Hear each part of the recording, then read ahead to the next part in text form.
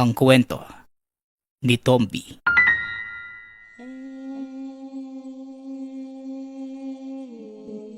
Ang kwentong ito ay hango sa totoong buhay. Mula ito sa isa nating tagapakinig. Karanasan ito ni Vino. Walang eksaktong taon. Probinsya ng Aklan. Isang malalim na buntong hininga ang nahugot ni Vino nang makita ang alagang kalabaw. Nakatihaya sa lupa. Wakwak ang tiyan. Ubos na ang dugo sa katawan. Alam naman niya na mamamatay rin ang alaga dahil sa matinding karamdaman. Ngunit ang ikinagagalit ng binata, inunahan pa ng mapaminsalang nilalang ang kamatayan ng alaga. Ilang araw itong hindi nakauwi dahil sa pangungopra sa kabilang bayan. Ibinilin ang kalabaw sa kaibigan, ngunit hindi naman nabantayan. Natagpuan na lamang ito sa ganoong sitwasyon. Base sa mga bakas ng sugat at amoy na naiwan sa katawan, walang ibang matutukoy na salarin kung hindi aswang lamang. May ideya na rin kung sino dahil isang tao lang naman ang itinuturing na mortal na kaaway. Ang dating kasangga ng ama sa panggagamot noong araw, si Mang Policarpio. Bata pa lamang, nasaksihan na ang pagkakaibigan ng yumaong ama. Natawagin na lang natin sa pangalang Mang Diego at ni Mang Policarpio. Sa tahanan pa nga ito madalas natutulog, lalo na kung ginagabi sa pag-uwi mula sa panggagamot sa iba't ibang lugar. Itinuring pa niya itong pangalawang ama. Maayos naman ang relasyon, subalit sa hindi inaasahang pagkakataon, umantong sa pagiging magkalaban. Sa katunayan, naimpluwensyahan si Mang Policarpio ng nakilalang matanda sa lugar kung saan ito nanggagamot. Nakalimutan na ang tungkulin dahil sa palagiang pagsama dito. Inakala ni Mang Diego na mahalagang bagay ang nilalakad ng dalawa dahil halos araw-araw umaalis. Subalit hindi nila nalalaman na napas sa ilalim na pala sa isang sumpa. Huli na nang malaman. Naging aswang si Mang Policarpio. Maraming buhay na ang nabiktima. At dahil hindi na madadaan sa gamutan, hindi na rin napigilan ang paghasik na pati ang sariling pamilya ay nadamay. Kaya napilitan si Mang Diego na kalabanin ito.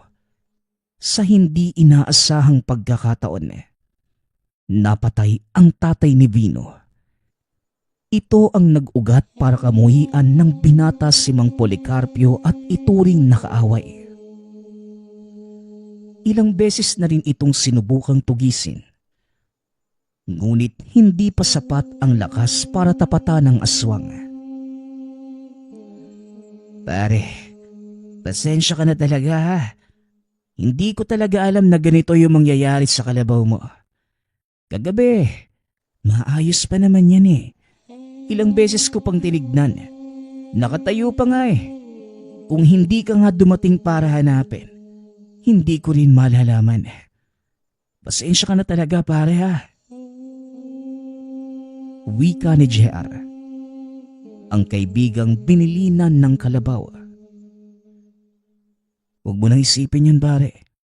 Inaasahan ko rin naman na mangyayari to eh. Ang hindi ko lang matanggap, nauunahan ng aswang yung kamatayan ng alaga ko. Sumusobra na talaga siya. Tugon ni Vino. Sino pare? Si Mang Policarpio ba ang tinutukoy mo? Alam mo pare, siguro dapat magdahan-dahan ka sa mga paratang.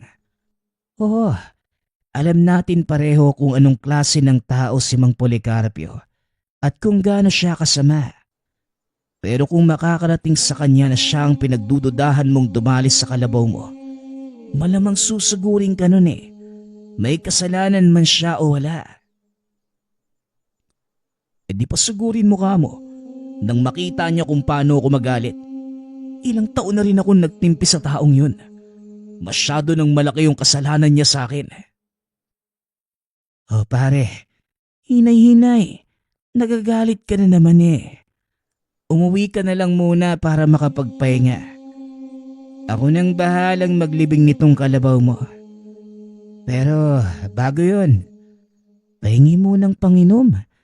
Nakakagana kasing magtrabaho kapag may tinutunggang lambanog. Isang galon lang naman.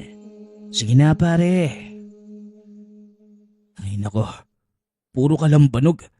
Asawahin mo na lang kaya si Aling Merna para araw-araw ka may tinutungga. O ito ha, pagkasyahin mo. Yan lang yung perang meron ako eh. Wala pang sinasahod sa pangungopra kaya pasensyahan na rin. Ikaw nang bahala sa kalabaw ko ha. Uwi na muna ako. Siguraduhin mong maayos yung pagkakalibing ha. At huwag mong subukang kumuha ng parte para gawing pulutan. Kung ayaw mo rin maging aswang. Ay nako, ito naman oh. Nag-uutos na nga lang nananakot pa. O siya, sige na. Pag-uusap ng magkaibigan. Pagkarating naman sa tahanan, hindi makatulog si Vino. Naiisip pa rin ang kinahinatnan ng alagang kalabaw. Ilang taon din itong inalagaan. Ito ang nabili mula sa unang sahod sa pangungopra. Nang sumagi sa isipan si Mang Policarpio, dali-dali itong bumangon. Pinuntahan ang silid ng yumaong ama. Sa mga hindi nakakaalam, hindi lamang ordinaryong manggagamot ang tatay na si Mang Diego. Meron itong nag-iisang armas na walang ibang nakakaalam kundi sila lamang dalawa. Katulad pa rin naman ng tipikal na patalim. Subalit ang kaibahan, meron itong bisa at basbas ng isang diwata. Malakas ang puwersa nito kung ilalaban sa ibang nilalang. Saka lamang din lalabas ang taglay na kapangyarihan kung kinakailangan ng gamitin. Hindi ito madaling mapasunod lalo na kung ang may hawak ay may masamang hangarin. Mula sa lumang kahon, inilabas ni Vino ang sandata. Pagkaalis ng balot na tela, tumambad ang patalim na kung tawagin ay kampilan. May kalakihan ito kumpara sa mga ordinaryong kampilang nakikita. Kaliwat kanan ang talim at matalas ang dulo. Dinama ng binata ang enerhiya nito. Sa wakas, naisip mo rin ang sandata, Vino. Mahigit ilang dekada nang nakatago, mabuti at hindi pa kinalawang. Sana sa puntong ito, kaya mo na itong gamitin. Nasasabik rin ang patalim na puksain ang mga nilalang, nahalang ang kaluluwa, at gagawin niya itong pagkain. Wika ng diwata. Hindi ito nakikita ni Vino, ngunit nadidinig at nararamdaman niya ang presensya. Hindi ko pa sigurado pero balang araw, magagamit ko rin ito. Sa ngayon, pinag-iisipan ko pang mabuti kung ito na ba ang tamang panahon para ilaban sa kanila ang kampilan. Ikaw na rin ang nagsabi na saka lang gamitin kung kinakailangan At isa pa, hindi ito pwedeng makita ng kung sino lang. Tugon ni Vino. Siyang tunay. Hindi talaga ako nagkamali na ipamana sa inyong mag-ama ang kampilang ito. Likas kayong matapang at maalaga sa biyayang ipinagkaloob. Nakakalungkot lamang isipin na pumanaw sa ganong paraan ang iyong ama. Pasensya na kung wala kong naitulong para maisalba ang buhay ni Mang Diego. Wala akong kakayahang mangialam sa buhay ng isang tao. Ngunit para sa akin, ipagiganti mo ang iyong ama. Hindi ko alam kung ano ang tumatakbo sa isip mo, pero kailangan din niya ng hustisya. Huwag kang makakalimot. Wika ng gabay nitong diwata bago tuluyang maglaho. Napabuntong hininga si Vino. Alam niya kung paano mag-isip ang elementong gabay. Hindi ito pumapayag na patawarin ang may kasalanan. Gagantihan na kung gagantihan na. Tinitigan niyang mabuti ang kampilan. Wala sa oras na naalala ang ama. Mabibilang lamang sa daliri ang beses kung kailan ito nagamit. Ngunit malupit ang naging resulta. Lahat ng tinutugis na aswang, walang kahirap-hirap na napupuksa, maliban na lamang sa huling nakaharap. Huwag kang mag-alala. Balang araw magagamit din kita. Huwag kang mainip. Dahil nararamdaman kong malapit na ang oras na yon. Mararanasan mo na ulit makipaglaban. Wika ni Vino. Ibinalik niya sa kahon ang sandata. Pagkatapos, lumabas para sana asikasuhin ang ibang bagay. Kaya lang napadaan si Mang Policarpio sa harapan ng tahanan. Tuluyang naudlot ang planong pagtatrabaho nang lumapit ito. Sinalubong kagad. Hindi niya hinayaang makaapak sa bakuran niya. Ano tanda? Anong pakay mo sa bahay ko? Malinaw ang sinabi ko dati, hindi ba? Huwag na huwag kang pupunta sa lugar na to. Wika ni Vino. Subalit kagad lamang siyang tinawanan ni Mang Policarpio. Tinitigan pa ito mula sa ulo hanggang sa paa. Pabalik-balik lamang ng tingin. O Vino, matagal na rin noong huli tayong nag-usap. Pero walang pinagbago. Ang bastos pa rin talaga ng bibig mo, ano? Parang kailan lang. Tinatawag mo pa nga akong pangalawang ama. Ano ba ang nangyari ngayon? Ang laki na ng pinagbago mo porket natutunan mo na ang gawain ni Diego. Gaano ka na ba kagaling? Pwede ko bang masubukan? Wika ni Mang Policarpio habang nakatitig ng makahulugan sa binata. Oy Manong, mukhang marami kang bakanting oras ngayon. Nakuha niyo pang maghamon kahit tirik yung araw? Kapag pinakitaan kita, baka matunaw ka kagad. Tugon ni Vino. Aba, gusto ko ang tabas ng dila mo. Marunong ka nang sumagot. O siya, may mahalaga pa akong gagawin. Sa susunod, baka pwede mong pagbigyan ng hiling ko. Para naman magkasubukan tayo ng lakas. Muling wika ni Mang Policarpio. Tinapik pa sa balikat si Vino. Sinundan lamang ito ng tingin ng binata. Nabaling ang pansin sa kaibigang si JR na tumatakbo palapit sa kanya. Sandali lang, nakakahingal naman. Hinahanap ka ni Bossing. Kailangan ng dagdag tao sa operasyon nila. Dali na. Puntahan mo na. Wika ni JR. Napabuntong hininga si Vino. Maliban kay Mang Policarpio, isa sa nagpapasakit ng ulo niya ay itong si Bossing. Ang nasabing tao, kinikilalang lider ng maliit na sindikato sa lugar. Hindi naman nagpapalaganap ng kasamaan. Ngunit may pagkakataon na umuutos ng pagpatay. Minsan na itong nasali sa isang operasyon noong araw na wala pang alam sa galawan ng grupo. Ano ba yan, JR? Bakit mo pa ako itinuro? Alam mo naman na ayaw kong madawit sa grupo ng mga yan. Mamaya, utusan pa akong pumatay eh. Wika ni Vino. Vino, ano bang magagawa ko? Pare, alam mo naman na wala akong karapatang humindi sa kanya.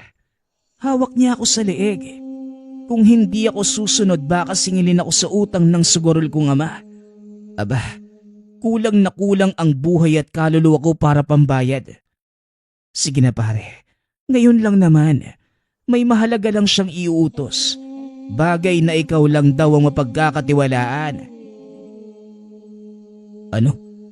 Bagay na ako lang ang mapagkakatiwalaan. At ano naman yun? Aba malay ko pare. Magbihis ka na nga lang.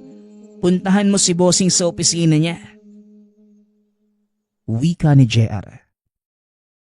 Dahil sa kuryosidad, pinuntahan ni Vino ang tahanan ni bossing sa kabilang sitio. Pagkarating doon, walang katao-tao. Ngunit naghihintay ito sa loob. Sinigurado pang nakasara ang mga bintana at pinto bago sinimulan ang usapan. O bossing, hindi ibig sabihin na nandito ako. Pumapayag ako sa gusto mong mangyari. Gusto ko lang munang malaman kung ano ang sinasabi ni JR, na bagay na ako lang ang mapagkakatiwalaan. Pakilinaw nga po sa akin para maintindihan ko. Tanong ni Vino. Alam ko ang ginagawa ng yumao mong ama. Hindi lang siya ordinaryong manggagamot. Tumutugis din siya ng aswang. At balita ko, meron din siyang sandatang ginagamit para sa pakikipaglaban. Patalim na madaling makapatay ng ganitong klaseng nilalang. Tama ba ko, Vino? Tugon ni bossing. Natahimik si Vino. Gulat na napatitig sa kausap. Sa natatandaan niya, walang ibang nakakaalam ng bagay na ito kundi sila lamang mag-ama. Kaya ganoon na lamang ang pagtataka ng banggitin ni bossing. Teka, paano niyo ho nalaman yung bagay na yan? Bossing, pinapasundan mo din ba si tatay noon? Kami lang yung nakakaalam tungkol dito kaya paano mo nalaman? Tanong ni Vino. Hindi ito mapakali. Gustong malaman ang katotohanan. Alam ko ang bagay na yon. Dahil dati, iniligtas ako ni Mang Diego laban sa aswang. Kung hindi dahil sa tatay mo, malamang matagal nang naaagnas ang katawan ko. Vino, siguro naman ibinili niya sa iyo ang sandata. Gamitin natin para talunin ang aswang na nanggugulo sa akin.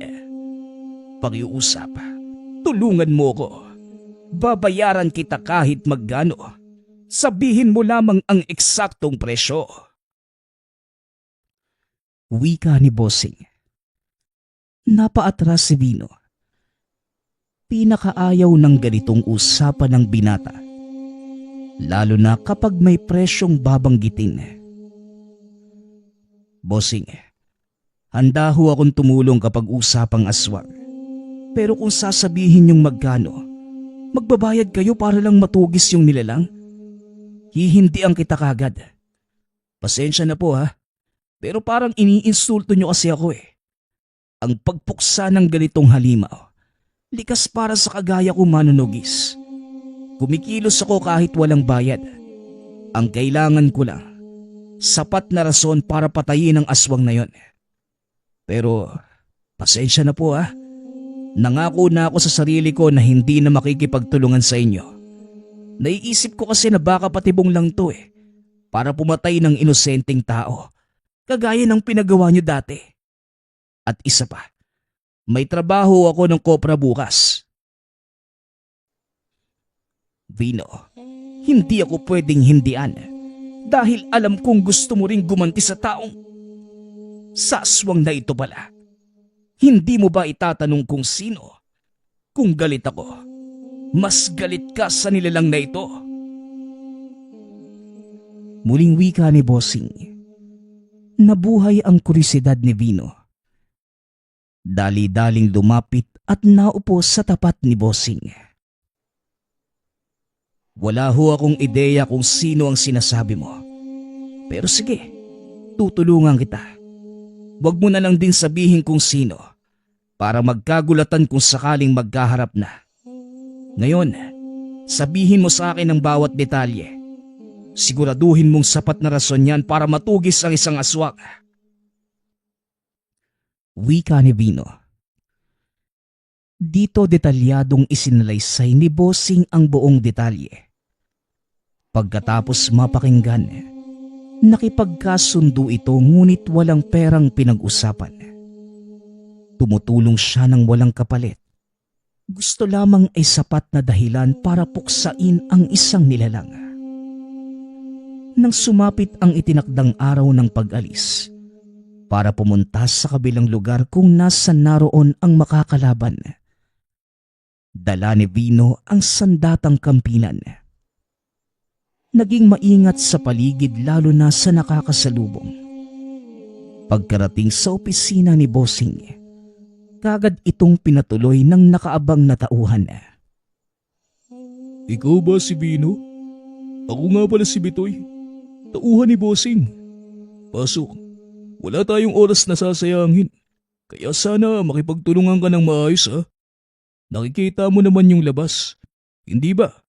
Maraming tao. Ibig sabihin maraming mga matang nakabantay. Teka, ano ba yung daladala mo? Tanong ng lalaking nagpakilalang Bitoy. Panlabang lang. Ang sabi kasi sa akin ni Bossing, hindi ordinaryong tao yung makakalaban dito eh. Tugon ni Vino. Dali-daling itinabi ang dalang sandata. Ganun ba? Mabuti naman sinabi na sayo para hindi na mapahaba yung pagpapaliwanag ko. Lahat ng mga nakikita mong lote na pinagtayuan ng establishmento at mga tindahan, pagmamay-ari ni Bossing. Ako ang tagasingil ng upa pero sa dinami-rami ng nangungupahan. May isang grupo na ayaw magbayad eh. Sila yung sisingilin natin. Marunong ka bang humawak ng baril? Tanong ni Bitoy. Inilabas mula sa loob ng kahon ang armas sabay abot kay Vino. Di ko naman kailangan yan eh. Meron na akong sandata rito na mas malupit pa kaysa sa baril. Kailan ba natin sisimulan? Kailangan ko ring makabalik kagad dahil may trabahong naghihintay sa akin doon. Teka lang, masyado ka naman yatang nagmamadali. Mas mahalaga ang trabaho mong yan kesa rito. Hoy, malaki ang kita kapag si Bossing ang nag-utos.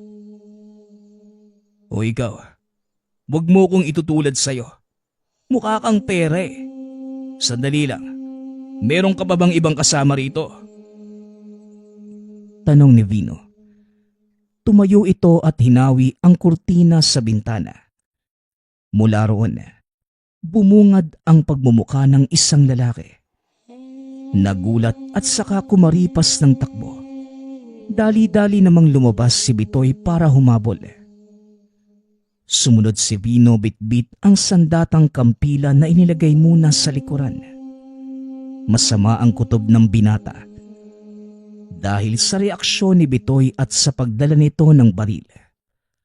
Matapos ang habulan, nakarating sila sa masukal na bahagi ng kagubatan kung saan meron iba pang naghihintay, kasamahan ng lalaking hinahabol. Aba, tignan mo nga naman. Kagaya pa rin ng dati. Nagpapadala ng isa sa opisina para magmanman. Tapos kakalipas ng takbo pupunta rito kung saan may kasamang naghihintay. Mga duwag, ang kapal ng mukha nyo ano? Kayo na nga itong may utang. Kayo pa yung may ganang manggulo.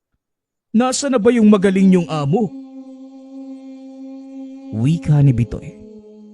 Lumapit na rin si Vino para damayan ito. Nagulat ang kabilang grupo nang makita siya.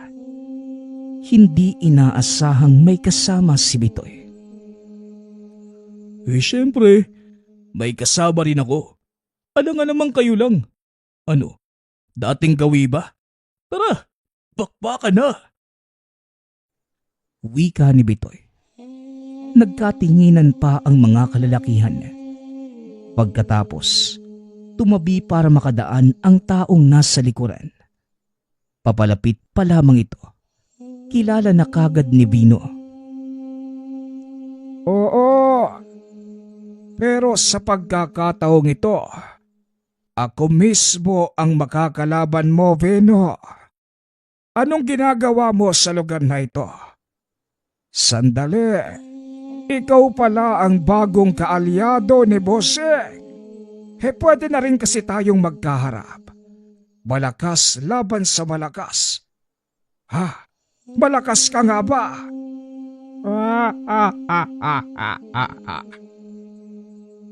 Wika ni Mang Policarpio na sinunda ng malakas na pagtawa. Abayos, magkakilala pala kayo. Siya yung tsuhi ng duwag na lider ng grupong yan. Sa tuwing maniningil ako, ang damuhong yan ang hinaharap sa akin. Imbis na magdala ng pambayad, nag-aaya ng away. Siguro naman, hindi ko na kailangang ipaliwanag kung anong klase ng halimaw yung makakalaban natin. Maghanda ka na. Sagupaan ang susunod nito. Wika ni Bitoy. Ayos yan. Mabuti na ring nagkaharap tayo ngayon. Para masingil din kita sa kasalanan mo sa akin. Dobling paniningil kumbaga. Tugon ni Vino. Ay nako, napakarami pang satsan. Mga bata, pakitaan niyo ang dalawang yan. Wika naman ni Mang Policarpio. Sa hudyat na matanda, nag-anyong aswang ang mga kalalakihan. Pagkatapos ay sabay-sabay sumugod. Naunang magpaputok ng armas si Bitoy. Wala pang ilang minuto may aswang nang bumagsak. Si Vino sa kabilang banda naman hindi ito nagpahuli. Inilabas mula sa pagkakabalot ang sandatang kampilan. Ibinida ang galing sa paghawak nito. Wala man ang gabay na engkanto, ngunit malupit na ang kinalalabasan. Bawat atake ng binata ay may aswang na nalalatayan ng patalim. Kahit daplis lamang, malubha ang kalagayan. Ilang sandali pa ang lumipas. Kalahati sa kabilang grupo ang nalagas. Kaya pala balot na balot kasi malakas ang puwersa. Magaling ka talaga, Vino. Papuri ni Bitoy. Bago nagpatuloy ang labanan, dumating ang presensya ng diwatang gabay. Kinausap nito si Vino. Bahagya pang nagtampo dahil hindi man lamang hinintay. Ay nako, hindi mo man lang ako hinintay, Vino. Natagalan lang dahil nasa kalagitnaan ako ng katuwaan. Hindi mo naman sinabi na may laban pala tayo ngayon. Naaaliw tuloy ako sa bago kong nahanap na laruan. Nawala sa isipan ko ang pagiging gabay. Wika ng diwata. Ay nako, kaya pala ang tagal mo . Hindi bali na. Nakisabay naman yung kampilang kahit wala ka . Ano, handa ka na bang makipaglaban ngayon? Tanong ni Vino. Uy ikaw, sino bang kinakausap mo? May nakikita ka bang hindi ko nakikita? Tanong ni Bitoy. Napailing na lamang si Vino bilang pagtugon. Tumawa naman nang tumawa ang gabay. Hindi nagtagal. Muling nag-umpisa ang labanan. Sa puntong ito hindi na mapigilan ang puwersa ng kampilan. Kahit may kalakihan ito, madali lamang naiwawasiwas ng binata. Sa bawat paghampas, tila may matalas pang hangin na tumatama sa mga kalaban. Bawat wasiwas, kahit malayo ay may aswang na bumabagsak. Hindi lang nasusugatan. Halos lahat ay nahati ang parte ng katawan. Marami din ang napugutan ng ulo. Hindi nagtagal. Naubos din ang mga ito. Aba, ayos yan ah. Makapili nga rin ng kampila na yan. Maganda palang ilaban sa ganitong pagkakataon eh. Sandali, kulang ito ng isa. Buisit, natakasan na naman tayo ni Tandang Policarpio. Wika ni Bitoy. Ginalugad ng dalawa ang buong paligid. Ngunit naging maingat ang pagtakas at walang naging bakas na iniwan. Teka, alam ko ang bahay na matandang yon. Puntahan na kaya natin? Tanong ni Vino. Tama na yung nangyari sa gabing to. Umuwi na lang tayo para magpahinga. Hihintayin natin ang susunod na utos ni Bossing. Hindi pwedeng pangunahan yung pasya niya. Tugon ni Bitoy. Iniwanan nilang nagliliyab ang mga bangkay. Sinunog sa kalagitnaan ng malawak na patag. Subalit pagkarating ni Vino sa tahanan, kagad siyang napalaban ng may aswang na sumugod. Paglipas ng ilang sandali, nakilala rin kung sino ang umaatake.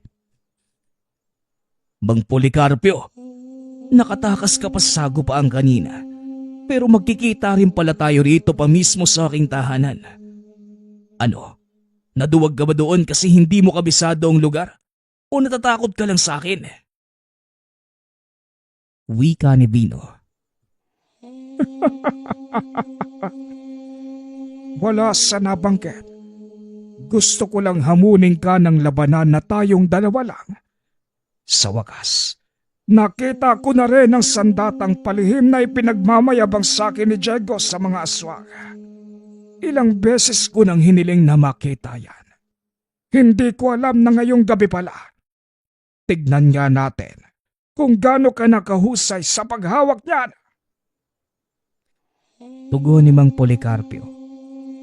Todo naman ang pagpigil sa sarili ni Vino sa pangiinis na matanda. Kaagad niyang hinugot ang kampilan. Ibinida sa harapan nito. Sige, pero siguraduhin mo na hindi ka iiyak sa sandaling lumapat ang patalim sa'yo. Mahapde pero medyo lang naman. Wika ni Vino. Kaagad nag-anyong aswang si Mang Policarpio. Sumugod ito. Patuloy ang pagkalmot. Puntirya sana ang mukha ng binata. Base sa mga atake, ang layo nito ay mapuruhan ang mga mata ni Vino. Alisto naman sa pag-ilag ang binata. Naging mabagsik ang nilalang sa mga sumunod na sandali. Walang tigil sa pagsugod. Umabot din sa puntong nahirapan sa pag-iwas si Vino dahil sa bilis ng kilos. May pagkakataon pang nabibitawan ang patanim. Kalaunan, naisangga na lamang ang mga baraso sa atake ng aswang. Tumilapon pa ito at bumangga sa kalapit na puno. Meron kang ang sandata, pero hindi ka naman marunong gumamit. Naubos na ba ang lahat ng lakas mo, Vino? Napakagaling mo nga kanina eh. Kung hindi ako nakatakas baka napabilang na sa mga aswang na napatay mo. Ano ba yan? Gusto ko na sanang makita kung gaano kagaling ang kampilan na ito. Kaso nga lang walang kwenta ang nangangalaga. Naputol ang salita ni Mang Policarpio. Napasigaw ito. Hinawakan ito ang kampilan ngunit kagad ding nabitawan nang maramdaman ang tinatagong puwersa. Tila may sariling buhay ang sandata. Namumula pa ang kamay na tila napaso. Hindi lang yon. Namimilipit din sa sakit ang matanda. Dali-daling tumayo si Vino at kinuha ang kampilan. Napatitig sa patalim dahil sa hindi inaasahang kakayanan. Ito pa lamang ang unang beses na nasaksihan ang ganong bisa. Sa kabilang banda naman, mula sa pamumula, namagarin ang kamay ni Mang Policarpio. Naluluhan na rin habang iniinday ito. Anong klaseng patalim ba yan? Napakasakit na kamay ko! Wika ni Mang Policarpio. Napatitig si Vino sa kalapit na puno. Mula sa naglalakihang mga sanga, nakita ang diwatang gabay ng patalim. Tumatawa pa ito habang nakaturo kay Mang Policarpio.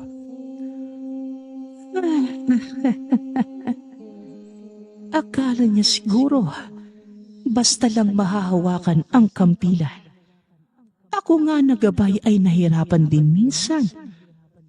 Hangal, ang taong nangangalaga lamang ang tanging makakahawak niyan. Wika ng diwata. Ay naku, nandiyan ka lang pala pero hinayaan mo kong ibalibag na matandang to. Pinaglalaroan mo na naman ako, ano? Wika ni Vino. Pasensya naman, pero wag ka nang mag-alala. Kayang-kaya mo ang isang yan. Napakahina niya kaya walang dapat ikabahala. Tapusin mo na rin nang makapagpahinga ka na. Tugon ng gabay. Binalingan ng pansin ni Vino si Mang Policarpio. Nakatingin na rin ito sa kanya. Ilang sandali pa. Kahit hirap sa kalagayan ay pinilit magbago ng anyo. Sa puntong ito, naging mas mahina kumpara kanina ang mga pag-atake. Wala nang lakas, kaya madaling nakabuelo si Vino. Isang latay ng kampilan sa katawan nito ang siyang nagpabagsak. Humandusay kagad ang matanda. Nagulat dahil hindi ganito ang inaasahan. Mahaba-habang laban ang naiisip dahil sa ipinamalas na lakas nito kanina. Ngunit ngayon, bagsak na sa harapan niya ang nilalang. Ano bang sinabi ko sa'yo? Mahina lang ang isang yan. Tingnan mo, tulog na. Panghabang buhay na pagtulog. Sa wakas, nabigyan na rin ng hustisya ang pagkamatay ni Diego. Ang matandang ito ang pumatay sa yumao at nagawa mo na, Vino. Wika ng gabay na sinunda ng nakakabinging pagtili. Tama na, ang ingay mo. Nakakabasag ng tenga. Hindi lang naman para kay tata yung ginawa kong pagpuksa kay Mang Policarpio eh. Maliban din sa utos ni Bossing, ito din ang kagustuhan ko. Namumuro na sa akin yung matandang yan eh. Wika ni Vino. Nilapitan niya ang katawan ng matanda. Kaso nga lang, naudlot ang balak na pagligpit nang madinig ang boses ni Bitoy. Pasensya na, Vino ha? Pero nagustuhan ko yung naruan mong sandata. Akin na yan kung ayaw mong sumabog ang bungo mo. Wika ni Bitoy. Sabay tutok ng baril sa ulo ni Vino. Hindi naman makakilos ang binata. Itinaas na lamang ang mga kamay. Bitoy, akala ko ba magkaibigan na tayo? Ano ba tong ginagawa mo? Kung nagbibiro ka, hindi ako natutuwa sa biro mo. Wika ni Vino. Sino naman yung nagsasabing nagbibiro ako? Seryoso ako, bata. Akin na ang laruan mo. Tugon ni Bitoy. Dali-daling tinignan ni Vino ang gabay na diwata. Masama ang titig nito kay Bitoy. Bago niya pihitin ang gatilyo, pasabugin mo ang ulo niyan. Unahan mo na. at ako ang bahalang magligpit ng katawan. Wika ng gabay. Binalingan ni Vino ng pansin si Bitoy. Hindi makikitaan ng pagbibiro ang mukha nito. Seryosong seryoso. Nakahanda na ang daliri sa pagpihit ng gatilyo. Napalunok na lamang sa ideya na anumang oras ay pwede nitong paputukin ang armas. Bitoy, pwede naman natin tong pag-usapan. Ibaba mo ang baril mo. Wala nang dapat pag-usapan, Vino. Akin na yung kampila na yan at hindi kita papatayin. Ganun lang kasimple. Sigurado ka na ba talaga rito? Para sa pagkakaalam mo, walang sino mang makakakuha ng kampilang to sa kanyang tagapangalaga. Hindi mo ito mapapasunod kaya wala ring silbi kung ibibigay ko sa'yo. At isa pa, baka sapitin mo lang yung nangyari sa aswang na yan. Wika ni Vino. Itinuro pa ang kinalalagyan ng bangkay ni Mang Policarpio bilang halimbawa. Ngunit lalong idiniin ni Bitoy ang pagkakatutok ng baril sa ulo ng binata. Ano ba? Ibibigay mo? O sasabog ang utak mo rito, bata? Maiksi lang ang pasensya ko. Kaya akin na ang... Hindi na natapos sa pagsasalita si Bitoy. Bumuluwak ang dugo sa bibig. Kasunod nito ang pagluhod at pagbagsak sa lupa. Pumutok ang mga ugat sa katawan dahilan ng kamatayan. Napatingin si Vino sa gabay na engkanto. Maaaring gumawa ng hakbangang gabay kung nasa kalanganin ang tagapangalaga ng kampilan. Kung hinintay ko pa ang kilos mo, mahuhuli na at sasabog ang bungo mo, Vino. Nagsasayang ka ng pagkakataon. Wika ng diwata. Palagi ka namang nagmamadali. Tao lang naman siya. Pwede pa naming pag-usapan. Wala siyang kaalam-alam sa ginagawa niya. Marahil nagustuhan niya lang yung bisa ng kampilan. Kaya nagka-interes siya. Ikaw naman hindi ka nag-iisip eh. Tugon ni Vino. Ako na nga ang tumulong sa'yo. Ako pa ang hindi nag-iisip. Ayos ka lang ba, Vino? Hindi bali na. Ako na ang bahala sa katawan ng mga ito. Ikaw naman ang magpahinga. Malalim na ang gabi. At marami nang nangyari sa araw na ito. Muling wika ng gabay. Matapos ang kaganapang yun, wala nang Mang Policarpio na nanggugulo sa buhay ng binata.